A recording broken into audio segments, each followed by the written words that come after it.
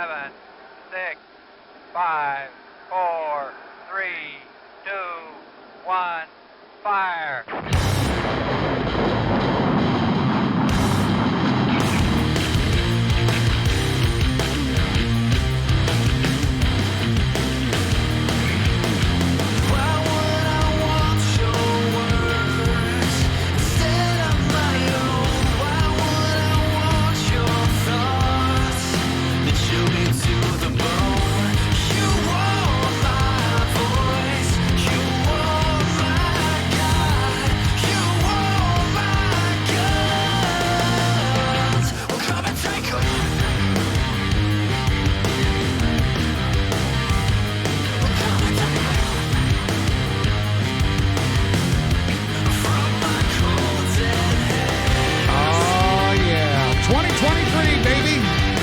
It's here, and that means the Garage Kings are back. They're here. All right. Happy New Year, everybody. It's the Garage Kings. I'm Buzz Rankin. I am the Common Patriot. And he's always so slow to the cue on that. And we're back here in the garage, kicking off the year with our first show of 2023. Want to remind everybody, head on over to the website, www.garagepolitics.com.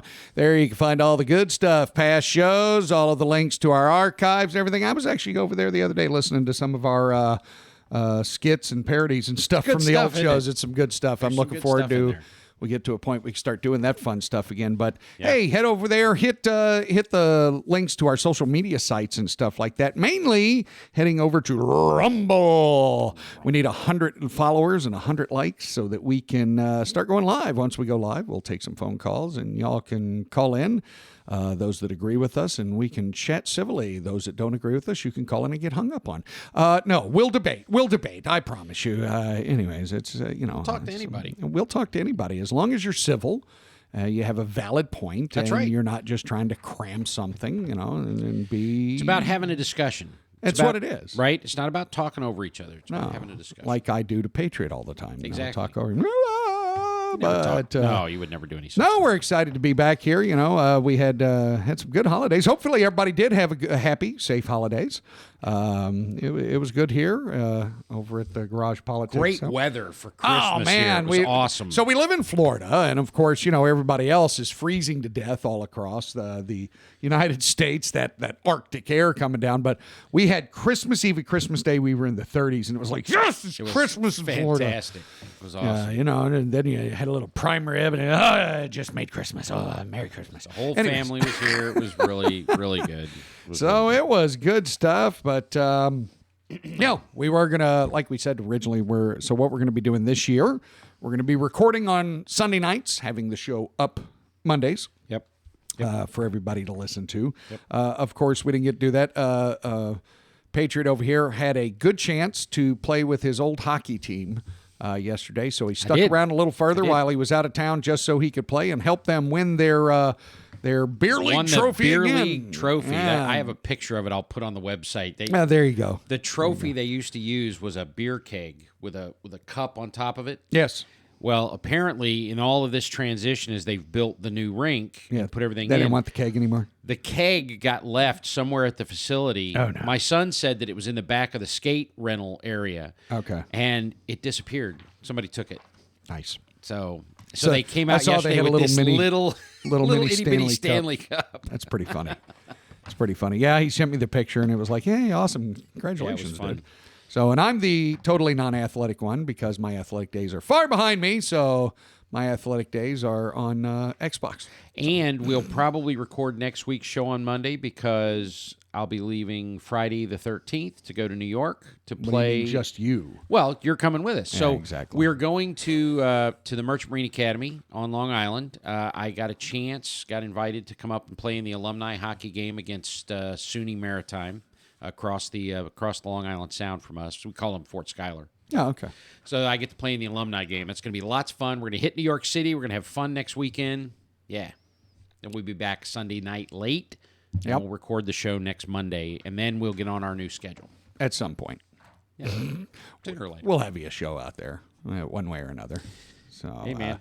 So, with the new year, everybody's like, yay, new segment. I didn't do any segments. I enjoyed time. Slacker. I know, but what I did do, I like things that are amusing, and when you read normal headlines, you're sitting there reading headlines, and you're like, oh my gosh, not this again. So you get tired of reading the same crap, and it's not even news anymore. It's Commentary. It's someone's view Yeah. on that point. So they're not just laying it out there going, and here's the news.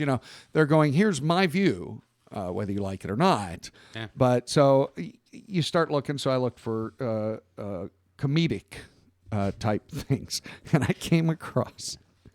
Most of you have probably gone to theonion.com. They're good. So, and they do. The fun thing is they do it for both sides. They don't just one side or the other. Oh no, they go after They everybody. go after the right. They go after the left. They don't care where you're standing. They make fun of everything. It's satirical. It's supposed to be funny. And it was. So, I just It's figured. actually the way comedy used to be. Comedians used to go after everybody. Oh, yeah.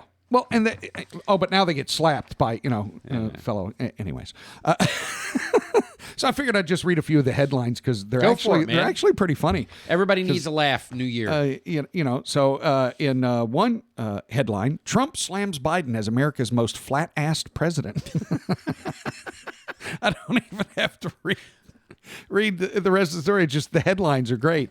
Kamala Harris picks up seasonal job at Macy's. She's going to need it after this. Oh, my gosh. You're telling me. Let's see. In Biden news, Biden signs legislation to avert crisis of treating rail workers like humans. In further Biden news, he meets with turkeys who've lost loved ones to Thanksgiving. Guys, that's good. These guys are good great. Beto O'Rourke asks advisors if getting paralyzed by tree would help the 2026 election. Yeah, chances. because nothing else works for that bonehead. This guy, he loses everything. It's just Idiot. You read this stuff and you're like, are you serious? Kamala Harris loses benefits after hours get cut at work.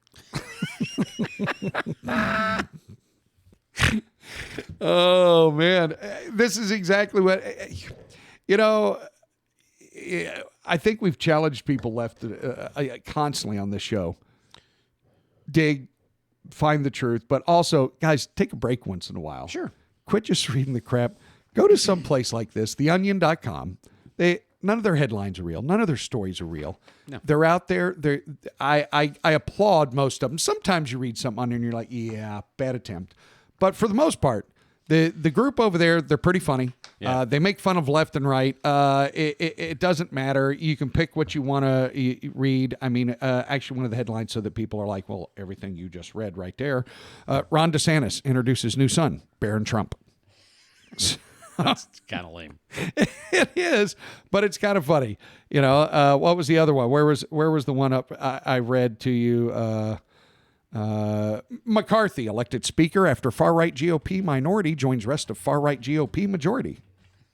So, oh man, what's the other one that does what? I don't know. Come on, They man. did the one about the Californians moving to Texas, right? Oh yeah, Babylon B. Yes, Babylon B. That's Babylon another one B. that is That's another one. Yep. absolutely spectacular. So we give a shout out to both of them as far as giving them their props. Those are all their jokes and headlines and stuff like that. And if you haven't watched that, I think it's a series. There's 4 or 5, however many videos there are. Maybe there were 8 parts. I don't know. It is hilarious. It's hilarious. I wonder if is that something we could show on the show one week. I don't know. If, We'll have it's to on rewatch YouTube. them. We'll have to rewatch It's them. on you. Well, I don't know. Yeah, we'll take a look. Oh my god, they are too hilarious. funny, dude. It's They're hilarious. too funny. If you haven't seen them, look up Babylon B. Go watch that. There you go. It's a good laugh. So, well, we won't delay any further. I believe you've got a constitutional moment for us tonight, don't you? I do. So we're going to head on over to a constitutional moment here Just a moment. with the Common Patriot. Oh, it sounds so official that way. It should be, hey, dumbass has comments. But just for a moment. Just for a moment. It's a moment.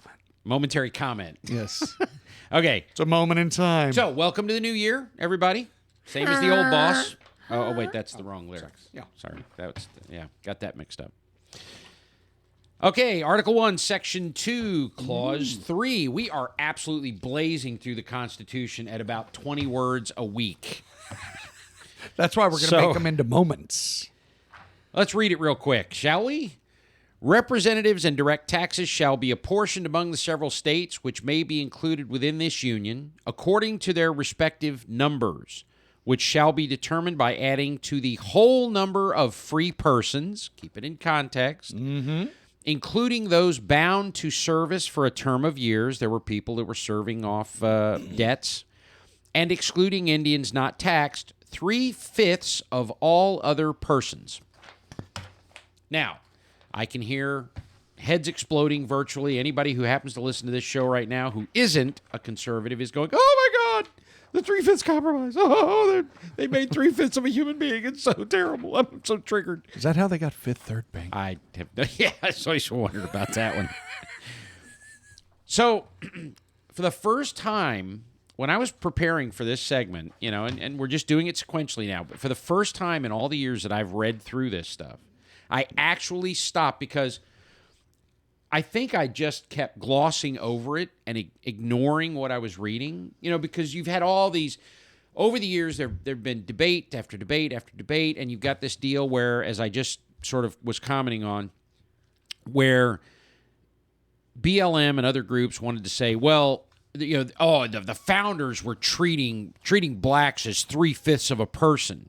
Now, I want you to read that text on your own, right? If you're watching this on the internet, which you obviously are, if you're paying attention, pause it, grab your copy of the Constitution, look it up at heritage.org/Constitution, go in there and look at it. I want you to read the text. Read again exactly what it says. It says, to be determined by adding to the whole number of free persons, including those bound to service for a term of years, and excluding Indians not taxed, 3/5 of all other persons. Now, the clause indicates that taxation and representation are to be in accordance with population. This is direct taxing by the government on the nation. All of this had to be apportioned properly. So this is how they did it in the Constitution. It states, for context at the time, that this is calculated by using the number of free persons, which included those bound to service for a term of years, right? It excludes Indians, which are not taxed. And then it says, the final condition reads, 3/5 of all other persons. Now, you tell me, did that just say that all other people are only 3/5 of a person? Or did it say we're only going to count 3/5 of all of the other people? In other words, right? 3/5 is 60%, right? Yes. So we're going to count 60% of all the other people in the population of your state. So if you have another million people in your state, we're only going to count 600,000 of them.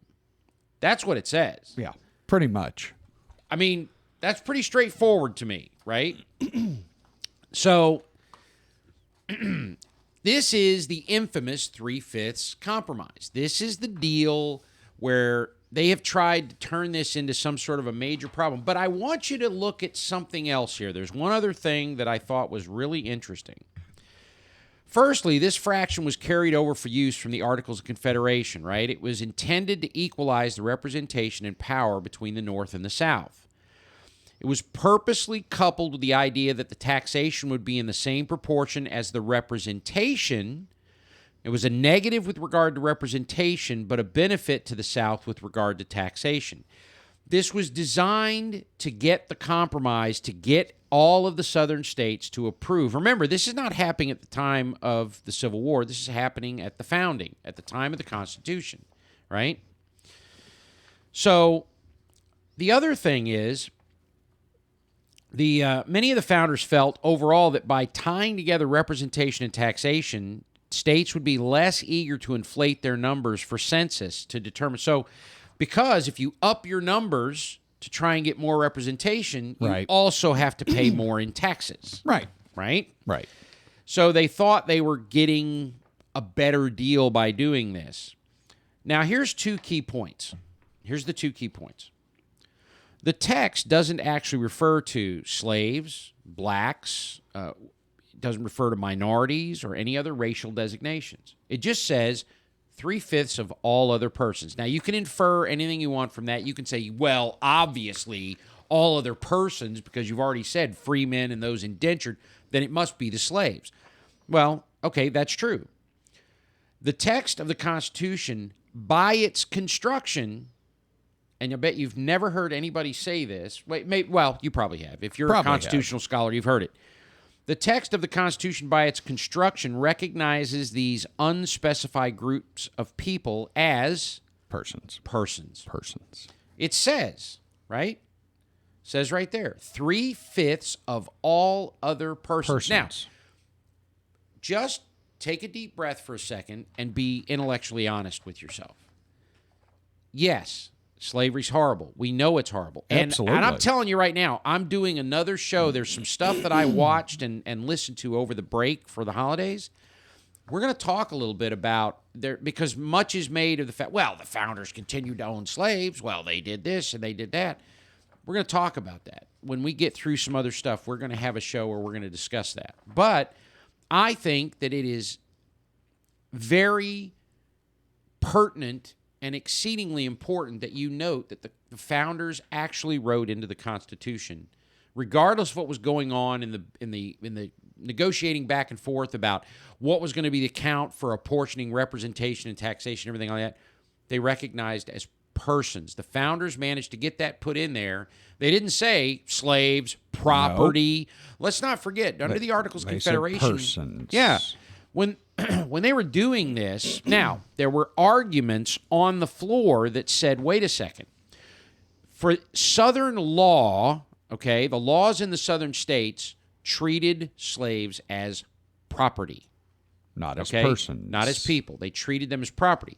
So the South wanted to get it both ways. They wanted to avoid losing control of their slaves by claiming them as property, but they wanted those slaves existing in the South to count towards their representation. They wanted to treat them as people when it came time for representation.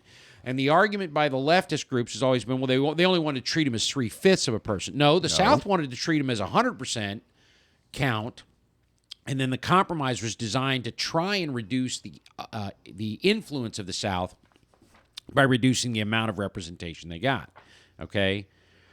But I just wanted to make the point about. You're going. I'm sorry. I wanted to make the point about. Come back in. So we're told all the time the compromise treats slaves as only 3/5 of a person, and I've just gone through how that's just not the case, right? Nope. The truth is that it only permitted 3/5 of the total number of slaves to be counted. Nothing in the text or intention of this compromise was a provision that treated slaves as 3/5 of a person. No. Okay? So, in fact, as stated, about the persons, the text actually recognizes the personhood of all men. All men, everybody. yeah. So when somebody says, well, they said all men are created equal. Yeah, the founders actually believe that. Yes, they did. Okay? This, for me, settles the argument. Reading that this time when I went through it, I was like, okay, I don't even want to argue about this 3/5 thing anymore. And if anybody says anything to me, I'm just going to point and go, they recognize them as persons. All they said was the South couldn't count all of the slaves they had. They had to reduce the number.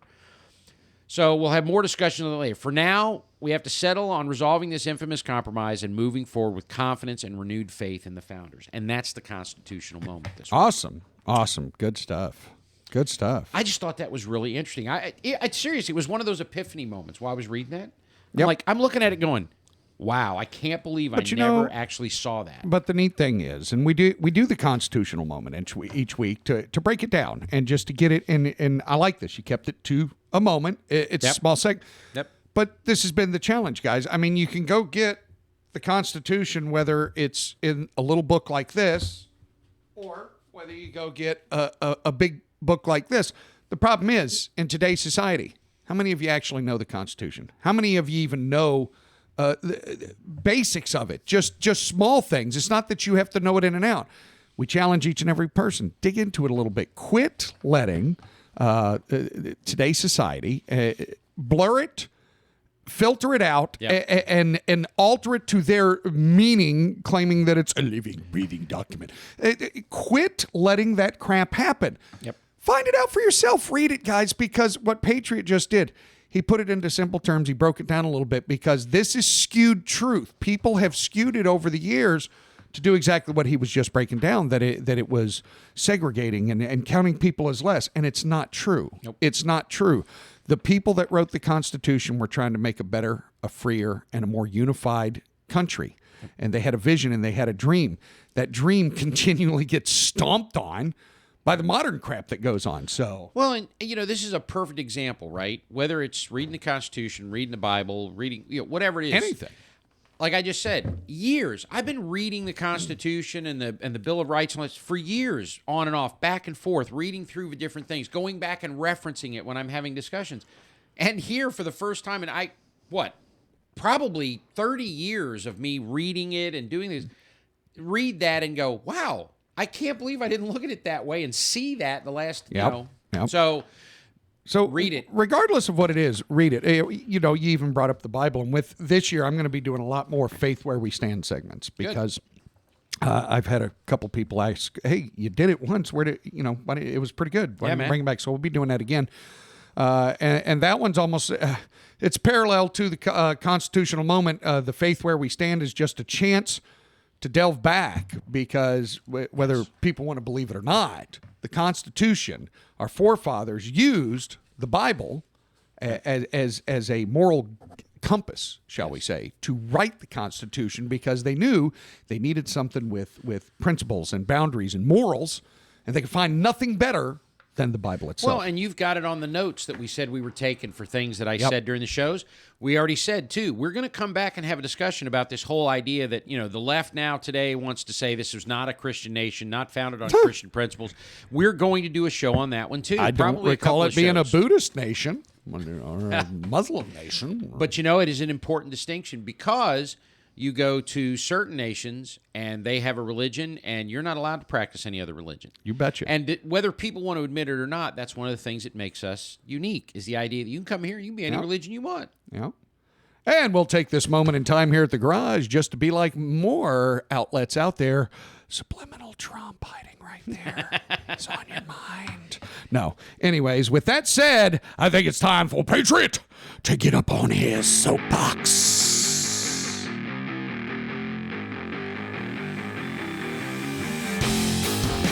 Loving the new music. Digging it. Yeah.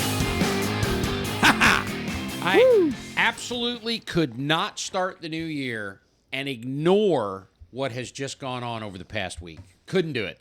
Just couldn't let it pass.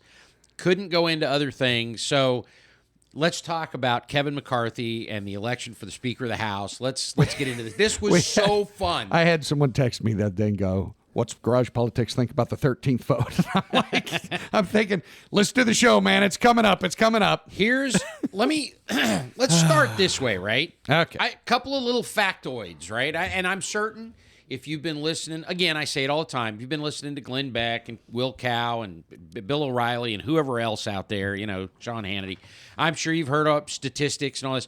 But I just want to kind of I want to go over it again because what I did hear on several shows, everybody sort of wanted to cherry pick that one item where there were 133 votes and say, well, there were 130. Well, it's more than just the one where you had 133 ballots to get the speaker, right? 14 times over the course of our history, the vote for Speaker of the House has taken more than one ballot, right? So you had to go at least 2 ballots 14 times. 15 now since this latest one, right? Yep. Odd. This was the 15th time, and it took 15 ballots. Yep. I thought that was kind of cool, right? It was a neat little interesting piece of data.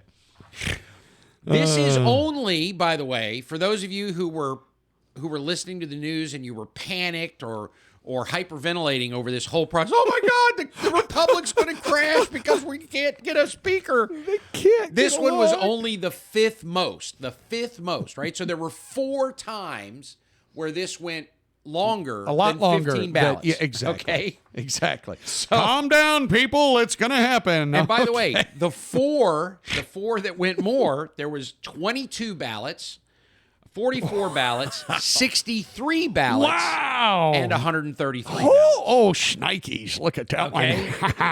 And I mean, come on now. So you had the other interesting thing here is, right? So it's happened at various times from the 3rd Congress in 1793 through the 68th Congress in 1923. Wow. So it's not like this all happened in a short period at the beginning of the Republic when we weren't real sure how to... No. It went on for I mean, come on, over 100 years. Okay? So let's ask a question. Okay. What was wrong with this process? And now I'm asking that question because if you watched any news, listened to any leftist outlets, if you paid attention to the media, to the elites, to any, right? If you paid attention to Marjorie Taylor Greene, by the way, Oh, right? my God. Miss Conservative. Stop She's right in living there. in right? conservative fancy land. Oh, yeah. Stop living in conservative fan. What I mean, Schmack. So I I'm asked sorry. that question. What was wrong with the process? Because I heard a lot of people out there. I heard people, my wife, who comes back to me and she's friends and people she talks to, and they're like, oh, this is terrible. We've got to have a speaker to get business conducted. What do they think they're doing? And I had to tell my wife, and I said, honey, it's fine. It's okay. So here's a couple of points. Here's some things that the media, various people said. I didn't even try to go too deep. Just a handful. So Garrett Hockey, whatever his name is at MSNBC, Garrett said that Republicans not voting for McCarthy, here we go again, was a form of election denialism. Now, never mind that that's a complete load of horse hockey. Denialism. Right? I did not take the time. I resisted the urge to go look up denialism because I don't think it's actually a word. I don't know. I was getting ready to say, is it? I don't know. Is I didn't even buy. It probably is. Maybe Definition maybe of denialism, something that Garrett said. So now, okay, never mind. Sorry. Nobody was denying an election because at no point up to that time was McCarthy elected Speaker. He was elected to the House of Representatives. Right. They were not denying that. He's in the House of Representatives. They were voting against him. They were not denying his election at all. Okay? They were refusing to give their consent for him to be Speaker of the House. By the way, no, I'll get to that in a second. Because that's part. No, okay. Don't get sidetracked, man. Now, not to be confused with Kevin McCarthy, Andrew C. McCarthy at National Review said, quote, my impression is that there is not a single explanation for the House Republican impasse over the Speaker's job. Really, Andrew? Are you that much of a moron? Whatever. Newt Gingrich, old reliable Newt Gingrich, gosh. right? Remember the House coup where they took over the House and the contract with America and everything. Newt was such an America guy and a conservative, right? This was Newt Gingrich's opinion.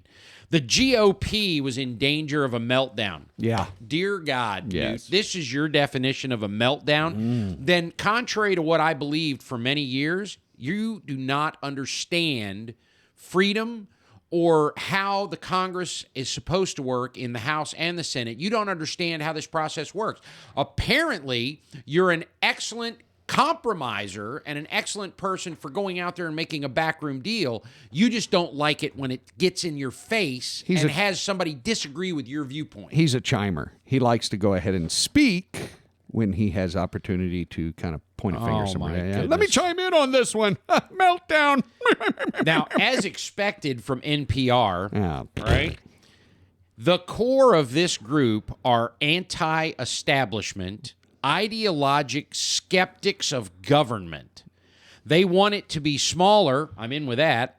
Do less. I'm definitely in with that. To spend less. Oh, dear Amen, God, please. And are hard line on immigration. Wow. This guy actually just listed all, some of our real dream items. Oh, this is exactly what I want, by the way. And the latest from the nerdy people reporting. Most were endorsed by former President Donald Trump, and many are election deniers. There we go again. They're never going to let that go, are they? Most of them were associated with Even Trump. Trump's influence is only going so far in this fight. Now, that was because the previously referenced Marjorie Taylor Greene and Trump both basically told the Freedom Caucus, okay, that's enough, guys. Let's just elect Kevin McCarthy and go on with it. Donald Trump opposed it. He wanted this, get McCarthy in there. We want McCarthy in there, which I'm a little disappointed with. And then we've already mentioned MJT or MTJ or whatever the hell her name is. MTG. It's Marjorie. Hey, Marjorie. Now, the truth is, nothing was wrong with what just transpired. Nope. Actually, they could have gone to 40 or 50 votes fighting this out, and I wouldn't have cared. I would have applauded Now, them. if it would have gone to about 150 like they did here, yeah, okay. Well, here's the key. Now, one of the things you heard the left and the media just going bonkers about was, well, we can't do the people's business. We can't get to work on this. Now, they haven't done the people's business for years. Well, you've already heard me comment about that. You know, when they get up there and start telling you we're doing the work of the American people, well, okay, no, now they're trying to stick it to you, right? We've already been over that. Here, everybody, look at our left hand while you don't see what's in the right. Well, the thing that they ignored completely was the current session hasn't started and won't start until next week. There was plenty of time to do this. Ding, ding, ding. What do we have for the winner, Johnny? Stopping anything. They weren't interrupting No, anything. nothing at all. Total nonsense. Okay? Congress is there to represent the American people. The House, the Senate, you're there to Now, I say that, and remember, I've commented before, the Senate actually was supposed to represent the interests of the states. They don't anymore because they're elected popularly just like the representatives. Because they're back there shaking hands in the back, drinking whiskey with one another, going, what can we do for you today to line my pockets? Folks, when you get right down to the bottom, this is the process we're supposed to see. I could not believe it while I was listening to these people out there throwing a fit because how dare them stand up and oppose this? What do they mean? This is why I said earlier, I had to quit reading the normal. I was getting so frustrated this week reading, these big headlines and stuff. And I'm like, oh my gosh, people, get over it. Remember, I know you do, and those of you who've been watching us or have listened to the show previously, you know I have told you before that there was an old adage, a reference to Congress, to the House and the Senate, that the whole process was basically a cup and saucer setup, right? Right. Yeah. Now, why? Why do I say that? Because why do you have a saucer for your cup of tea or coffee or what have you? The idea was to help cool it off, right? Mm-hmm. And they always said that... Or in your wife's case, keep a ring from getting on the table. They referred to the Senate as the saucer to the House's teacup. Yes. Now, why would they say that? Why would you need the Senate as a saucer to cool off things from the House? Why would that be necessary? Because they absolutely expected, and for the first part of this republic and our history, they absolutely got intense debate, argument, disagreement in the House. This is the place for the passion of the people. This is the place where we originate all bills for revenue generation and for anything like that. This is where we want you to slug it out. We want the best and the worst of ideas. We're going to come together. We're going to go after it, and we're going to debate. Folks, you just witnessed something that generations have not seen, I mean, for what? Maybe 60 years, An actual debate. And that's awesome. One of my, you talk about that, one of my favorite movies of all time, older movie, Jimmy Stewart. Mr. Smith Goes to Washington. There you go. Yes. Loved it, man. And that's a perfect example of what we're talking about even right here, man. You know what's funny? In that movie, yes, senators were still appointed by the state legislature. Right. And if there was a vacancy, the governor put it in. And that, by the way, is how Jimmy Stewart, his character, ended up. Right. Okay. No, I get that, but it was just the whole debate thing. Yeah. I was in favor of everything that went on because seeing, like you said, it was a debate. Yes. For the first time in a long time. It wasn't a monarchy and this ruler and this little pocket of people. It was a debate, man. It needed to be. This is a great example. I'm glad you brought that up because in that movie, he's actually engaged in a filibuster. Yes. Okay. Now, here's the wonderful thing, right? Because there's, like I said, there's several things going on there. One is he was appointed by the governor of the state. He wasn't just elected by the people, right. And that's before the 17th Amendment. Right. All right. That's the first thing. Number two, he was engaged in a filibuster. Now, in that day and time, the rules of the House and the Senate, you had to actually engage in a filibuster. You had to get recognized by the chair, Right. take the floor, and you could not sit down or leave the room or anything. You had to keep talking to run a filibuster, and that they would do that to oppose a piece of legislation or something like that. And you actually had to do it. Nowadays, what they do is they tell you, well, we've got enough votes, right, and to stop this, and so we're going to do a filibuster. And everybody goes, okay, they're going to filibuster it, so we're not going to go through with it. They don't have to ever actually filibuster anymore, right? Because they're all busy going to parties and going out and drinking and back and forth. Let's go back to the old days. And so I vote for that. So what we've got is you got all that deal making, right? You got all this backroom stuff, all the smoke-filled room deal and everything like that. And something here, and I'm kind of getting out of things I'm doing is Sorry. No. It's exactly it's feeling with I'm getting out of order of the little notes I made, but something here underscored this process to me while I was looking at this past week. Right. I heard one of the other talk show hosts discussing it, and I have to admit I did not know this was the case. Because there was no speaker yet, they couldn't institute the 118th Congress's House rules.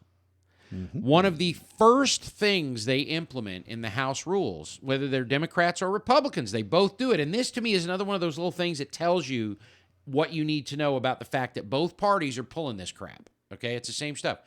They literally take the time to put a rule into the rules of the House that states that C-SPAN cannot turn the cameras on the floor of the House. Why? Because they don't want you to see that while that one guy is up there speaking or that woman is up there speaking and spouting their heads off about it. it. Back in their offices. The rest of them are not on the floor. Yep. They're not there. Not a one of them. They're either at home in their district or they're off somewhere on a trip or fact-finding or or spending they're at a party. taxpayer dollars on their private jets flying all over. And the other thing is they don't want you seeing there was a beautiful shot today, and I have to C-SPAN, I guess, captured it because the rules weren't in place yet, right? Mike Rogers was going after Matt Gaetz. Okay. And one of the guys in the Republican caucus, as he gets near Gaetz, grabs him. The camera's on him. You see, covers his mouth and pulls him back. And everybody's like, oh, he was going to go after Matt Gaetz. No. The point that was made today I thought was very, very pertinent. The guy covered his mouth because whatever he was about to say to Matt Gaetz, the guy was letting him know, you're on camera, don't say that. And so he covered his mouth as he pulled him back and pulled him away. And I thought, every single second of the time that is spent in the House and the Senate ought to be on film. Every lousy second of it. We ought to see every speaker, every inch of what's going on in that House and in that Senate. Because they are there as our representatives. They are not, it was never meant to be career jobs or anything. These were supposed to be servants of the people that are there to do the people's will and implement the people's needs. Yes. Not go up there and do what they want for big energy companies or big pharma or Billy Bob's Outback down there or something. Whatever the hell it is that they're trying to go for.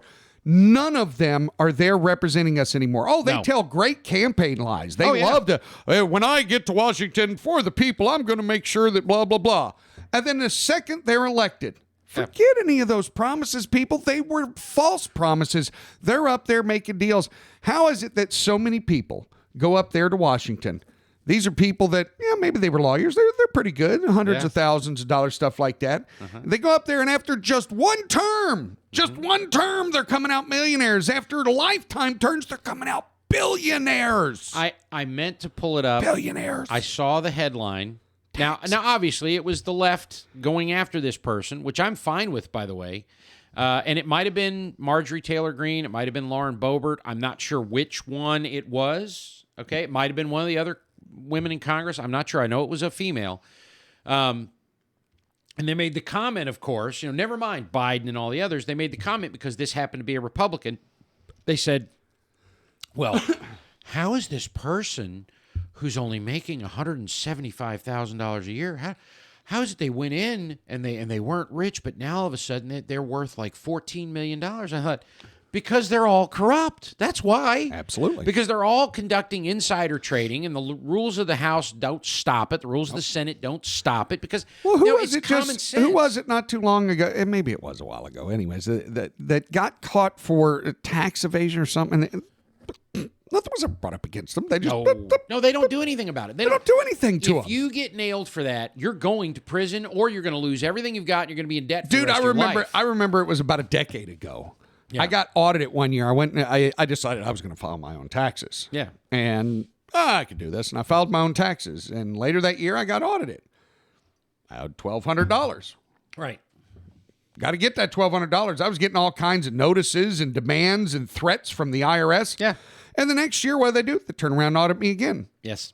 Oh, now you owe us $1,600. I'm like, what the freak? So then I did it. Then I started going to H&R Block. Yeah. And I'm not meaning to plug them on the show, because I don't use them anymore. I got my own accountant, but they do it. Now they ask, do you want to pay for the tax protection? No, just do my taxes. I get audited again. Now I owe over $2,000 for the third year. The government for a 5-year stretch. Yes. Me, a working class person, got no problem paying my taxes, what I'm doing, everything like that. I've always paid what I'm supposed to. Yep. Yet for the longest time, boy, was I on their radar. Little old me. Hell, I wasn't even making it back then. I wasn't even making blue collar. I was pretty low on the totem pole money wise. Yep. And yet I got audited every year, and I had to come up with $1,500 and $2,000 and $3,000 every year to extra pay. So that meant, not having the type of food, or had to really watch what I was doing, not having cable television because I had to cut that off and do all these things. Me, they would have thrown in jail if I would have skipped out on that $2,000. Yet all these little dirtbags up there running around the House and the Senate and everything, making all these millions, they're not paying their fair share of taxes. They're not living by the rules that they implement. It's even worse because, like the person you mentioned, okay, they catch them, and then there's always this, I had no idea my accountant did this, and I didn't know. I'll pay it, and they pay the taxes. Oh, okay, all good. With no penalty. No problem. You're good. Oh, no problem. You just pay us what you owed us 36 years ago. Let me ask you this. Do you remember the scandal, the house banking scandal back in the 80s, 90s, whatever it was? Do you remember? Okay, so what they were doing, and back then I wasn't paying attention a whole lot. I want to say it was during the 80s, and I apologize. I'll have to look it up. But I do remember what they could do is, right, there was a house post office and all this, right? They could go down there, and I remember Rush Limbaugh doing skits about it. Paul Shanklin was the guy that did the things on his show. Right. Did skits. You could go down to this banking deal with the house, and you could write a check for whatever you needed. $20,000. Yeah. Well, you didn't have to have $20,000 in your account, right? It was on the sly, so you'd cash the check. They'd give you $20,000, or you could go down there and buy stamps, and they'd give you $20,000 change or whatever. I mean, it was a whole. The bottom line is, it was this whole scam where members of the House basically had sort of an open checkbook whenever they needed money for stuff. To just write a check. I need a loan from the taxpayers that I'm never going to pay back. Never mind that it's my understanding, at least at that time, maybe they don't do it anymore. I'm imagining, though, they probably do, that there's a gas pump under the house in the parking garage. They don't pay for their own gas. Probably not. Right? They got drivers, which are actually paid out of that money for their staffers and everything, which comes out of our pocket, people to drive them around, all of this. And I'm sorry, I don't mean to be going on sort of a diatribe ragging on Congress, but I do mean it. I mean to go after these people because you know what? These are the aristocracy that we wanted to get rid of when we offloaded the king. Thieves. Okay? These are thick as thieves. These are the arrogant, narcissistic SOBs, right? That we expressly despised along with the king when we wanted our freedom. They're basically on the verge of being untouchable. Yeah. They're corrupt. Yes. They're self-serving. Yep. They're all filthy rich. They're not paying their fair share of taxes. They're making all these rules and all these laws and passing all these amendments and stuff for us, the American working class people, to live by. Yep. making it harder on us, making senior citizens, making it harder for them. You don't see them getting their pockets lined with the increase. I mean, 8.3 was the consumer price index back in like September. Right. Even our seniors, they're not getting that. Veterans that put their lives on the line for this country, they don't get nowhere near what these people do. Oh, folks. by the way, one of Nancy Pelosi's last acts was to provide a 24 or 25% pay increase for congressional staffers. Yes. 20 signed it right in there. Say, fellas, that's looking pretty sweet. Wait, here's the funny part, right? Remember that whole thing about, I just said, whoever the congressperson was, $175,000 a year? Yeah. The top salary now for staffers. Now, we're not talking about the Congress people. No. We're talking about their staff. We're talking about their coffee runners. It's like $240,000 or something like that. These are the ones you see they make fun of in movies that are getting the Starbucks and carrying all the files and on the phone 24/7. And not only that, we're talking about one congressperson in general. Every one of those people in Congress has multiple staffers, all with a maximum salary in excess of $200,000 a year. Think about that, people. Think about your tax dollars right there in itself. And so to your point, right, which was actually a fantastic point. And I'm not a boo-hoo person. I'm not at all, right? I work hard to get where I want to go and do the things I want to do. We have done it our whole lives. I'm America okay with way. that. Now, I'm going to say this, though, because we're banging on the Congress, and we should. They're corrupt, and they are taking advantage of the American people, and then they wanted to boo-hoo because we obstructed them for a few extra days. They're just dirty. Now, they're so dirty. For almost my entire life, and I actually had a brief discussion with my kids the other day about this.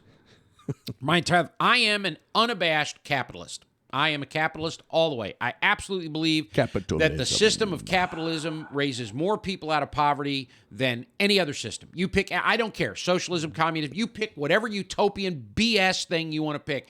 Doesn't work, okay? Now. Capitalism. Big fan of, Big fan of The Wealth of Nations by Adam Smith, which explains it. But let's be clear about something.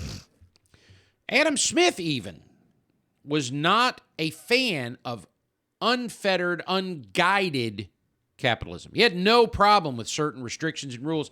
My issue has come to be two things. One, I am all for you running your company the way you want to run it. Okay? Absolutely. It should be a free market. I want the free market handling these problems. I do not want government intervention. I want as little government intervention as we absolutely can tolerate. Okay? Right. But while I believe you should be able to do your business your way, I have come to be, over the course of my life, a firm believer that you're still a member of the society. Now, I say that, forget the idea that corporate entities and they're a person and all that bullcrap. You got people running that business. Now, we were used to, in the past, the idea of, family-owned, individual-owned businesses, and I know that there's much less of that nowadays. I don't care. CEOs, COOs, CFOs, and all that, you're still responsible for being a good citizen. Now, they're trying to conceal this under this ESG crap that they're pulling, right? Yeah. The environment, social, and governance scores and all this stuff that's coming out of China and the World Economic Forum. Oh, look, we're good citizens. We're into the environmental BS. I don't want to hear any of that nonsense. That's all complete crap. But what you are doing is you're getting in bed with government. This deal where it's an oligarchy type deal where government, it's, the funny part is it's really sort of the fascism that the left likes to cry about is what's actually going on. The government says, oh, we have a constitution, freedom of speech. We can't regulate that. We're not regulating your speech. We didn't say you couldn't say that. It was Facebook. In the meantime, we've now discovered, thanks to the Twitter files that they are trying desperately to tell us are not important, we are now discovering that, oh, yes, they did say it. They told Facebook and Twitter and YouTube and Google to block that crap. Yep. Oh, you got to block that guy. He's saying really bad things. He's talking about the government and saying really bad things. He's very dangerous. Have you heard this new term for, what is it called? I don't know. They keep coming up with so many stupid new terms. Harm something. They're calling it. Let me see if I can find something. God, I wish I could remember the term I heard the other day. They're trying to evolve the language again, right? Because we caught them. We caught them with their hands in the cookie jar. Okay. Now it still remains to be seen whether we're going to have the spine to actually dig the rotten apples out of the whole mess and take care of it. I still don't think we will. I think that we'll go up there and we'll talk a good game and we'll run our mouths. And when I say we and our, I mean our representatives. They'll go in there and talk about it. Oh, this is terrible. They were involved in all kinds of bad things. McCarthy says now they're going to investigate the FBI. Yeah, right. Okay, go ahead. You're going to investigate the FBI. I promise you, nothing of any consequence will come of that investigation. Okay? And then they say they're going to investigate the origins of COVID. I can promise you there, too. Nothing of any consequence outside of a little political retaliation against a couple of people they don't like. Nothing of any consequence will happen because the next time there is some sort of situation like that, I guarantee you the government will pull the same BS. They will lock us down. They will shut us down. And they'll have the president stand there going, I didn't do it. It was the governors. Governors did. I had nothing to do with it. And then they'll be turning it over to the World Health Organization. They are so far down the road of this globalization that I want to believe the Republic can survive it, but I'm just being honest with you. I don't know that we actually have the fortitude and the national will to stand up and fight it. I really don't. I want to believe it. I really want to believe in my country. I think too many Americans, honestly, are almost to the point of just being drones. Just, okay, well, there's nothing we can do. And I don't want to believe that. I think we've always been positive. Yeah. But, man, you see it more and more, and you don't want to believe it. You don't want to believe that we're just – I almost think you're too distracted. You're distracted with all the sports and the garbage and everything else that goes on. You're not paying attention to how they're tearing down your country, man. I will be honest with you. The source of my pessimism on this, Buzz, is pretty straightforward. It is. Let me use an example. I'm writing a book. Okay, I'm writing my first great American novel. Sweet. All right, I'm writing a book. It's going to be epic. So I'm learning. I'm learning a lot. I've gotten involved with other authors, talking and exchanging ideas and information. Joined up a couple of groups that with published authors who offer you advice and everything. And one of the things I was learning recently was went through this whole thing just on writing your first chapter. Now I'm already well past the first chapter. Okay, but there was this whole thing about the do's and don'ts of writing your first chapter, and one of the things that came out in that was you got 5 minutes. The average attention span of Americans today is 5 minutes. Okay. All right. Just a few short years ago, it was 12 minutes. Okay. And that was interesting to me because I've made the observation multiple times privately, personally, with my kids and their friends and all of that. And you and I have talked about it.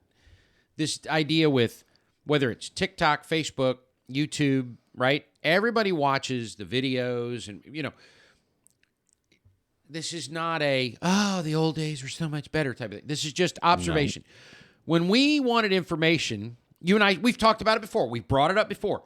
Encyclopedia, right? Get a book, go to the library, dictionary, dig talk it up. to people that were there, So there was engagement. You had to get engaged. You had to actually if you wanted to know something, back in the 80s and whatever, and before that, you had to go look it up. You either had to go to the first hand to the person you got the knowledge from, or you had to go get the documents. You had to read it. You had to figure it out, right? Unless you got a PBS special on about the founding fathers. So everybody nowadays, not even about important stuff, everything really is just sort of plugged in. You pull up your phone and you want to find something, you look for it, and then it gives you news articles, videos, audio. You don't even have to look for it. Whatever you you say, want. Hey, Google or right? Alexa or whatever. So yeah, there's a shorter attention span, and so the whole culture. But what happens is that's a redoubling thing. It's the downhill effect, right? The ball rolling downhill. The idea that every iteration of that improves. Better search terms, better search features, better capabilities. You get it faster.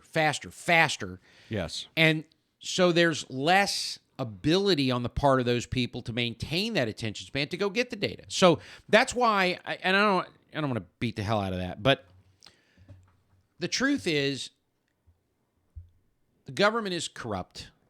We could hammer that for weeks. There's just tons of examples of it. We have to watch it. Now, here's something I did hear this week that went back to my optimistic side. Okay. The fight is on right now, folks, and I'm excited and I feel a little vindicated because ever since the original iteration of GaragePolitics, I have advocated for local intervention. Fix it locally. We said that when we came back. I mean, we almost at least every other show, local. It's not that you don't vote for the president, vote for the senators, vote for the representatives in the House. Right. It's not that. No. But if you want to fix this problem, the whole concept of the republic and of federalism was to keep the power here with us locally. We control education. We control everything that goes on within our community, with our families, and with our, we're the ones that make those decisions. We decide what's permitted and what's not permitted. That's the purpose of the 9th and 10th Amendments. That's the purpose of saying anything that's not specifically, given to the federal government is reserved to the states and the people. We do it here. And so I'm hearing more and more people talking about how this fight is going locally. People are starting to understand you need to take over the schools. We need to, they've been indoctrinating our kids. You want to solve that problem? Homeschool, destroy this government education system that's been running. Destroy. It has to be destroyed. It's all based on testing of garbage tests. Along with that, we talked about. Remember, we talked the one time about the EPA. How there's an EPA, you got federal EPA, got an EPA in every state. Why do we have an EPA in the federal government? Why do we need an EPA there? Yeah, we have an EPA. You got one in every state. Because what they've done is over the years they've built this idea that you got to have everything come from the federal government. You got to have all the big decisions made. No. The federal government was given, I believe it's 18 enumerated powers. That's it. Period. Done. End of story. All of this other stuff that we've been arguing about for years, absolutely irrelevant. Totally irrelevant. They do not have the authority to do it. I know we've allowed it to happen, but they don't have the authority. The fight, all of the hyperventilating and everything over picking the Speaker of the House this past week, right, was all about the fact that these people, they believe they've got everyone bullied now into thinking that everything has to happen at the national level. And that's what they're trying to maintain because they feel themselves losing grip You know what, on folks? All of that tension and that torqued feeling that you had, redivert it towards all the crap that you're being bullied around by all of these non-elected, non-official organizations, like you said, like the EPA. Hey, take that. Get torqued up about that. About Joe Blow saying that you can't put pavers in your backyard unless you're paying $500 permit fee. What? You bought the land. You can do what the heck you want on it. Let's fight back on this crap. Quit being fooled. You're watching. You're getting adamant about the wrong stuff. And you're getting pissed about the wrong stuff. And this theater that we all got engaged in this, that everybody freaked out about. What? Because we get a Speaker of the House. You know what the best thing could have happened to us for the next 2 years is if they couldn't pick a friggin' Speaker of the House, they couldn't get any legislation passed through Congress. The national deficit wouldn't climb. There wouldn't be any kind of raises for these dorks. Nothing. Your taxes wouldn't increase. Holy cow, there'd be a lot of stuff that didn't happen to you. I mean, complete inactivity by the Congress would be the best thing to happen to us in a long time. But outside of that, I like I said, kind of pessimistic, but I am getting some optimism. Hey, I want you to take away this quote with you. This is my quote, okay? My quote for the week. He's got a quote, and it's in Latin. It's in Latin. Of course it would be. Okay? I love this. This is great. I actually use this as my... Are you ready? I use it on my emails at work. Malo periculosum libertatem quam quietum servitium. Right? I prefer dangerous liberty to quiet servitude. I prefer dangerous liberty to quiet servitude. You know why? Right? Say it with me. Freedom is messy. And I like it that way because I like freedom. I like it. I think we all do. And that's it for me. And that's it for Patriot. With that, we'll remind you about our website, www.garagepolitics.com. Hey, guys, we want you to go check out all of the social media links. Go on over there. Send us a message. You can go on Facebook. You can go on Twitter. Message something back. Patriot will respond. He always does. Yes. Check us out on YouTube and, of course, Rumble. Yep. We want you to subscribe there, like us, so that we can actually get enough subscribers. We can go live. We're still hoping that's going to come one day soon. Yeah. So good show, man. Yeah. So beginning Good this stuff. week, I've made a promise to myself, since we've got Twitter and that. Yep. Starting this week, it's not going to be every day, okay? But No. 2 or 3 times a week, I will try to. I'm already sort of engaging in different conversations from the people I follow, right? Yep. The politicians and that I'm following, to try to get stuff out of them. I mean, guys, we do this as a hobby. Yeah. We enjoy it. I mean, hey, if there's a big network out there you want to pick us up, pay us, and we'll be glad to leave our jobs. And There's somebody do this right now full-time. going, do not go anywhere near those 2 Yeah, dumbasses. yeah. Don't you So- dare call them. Don't you dare.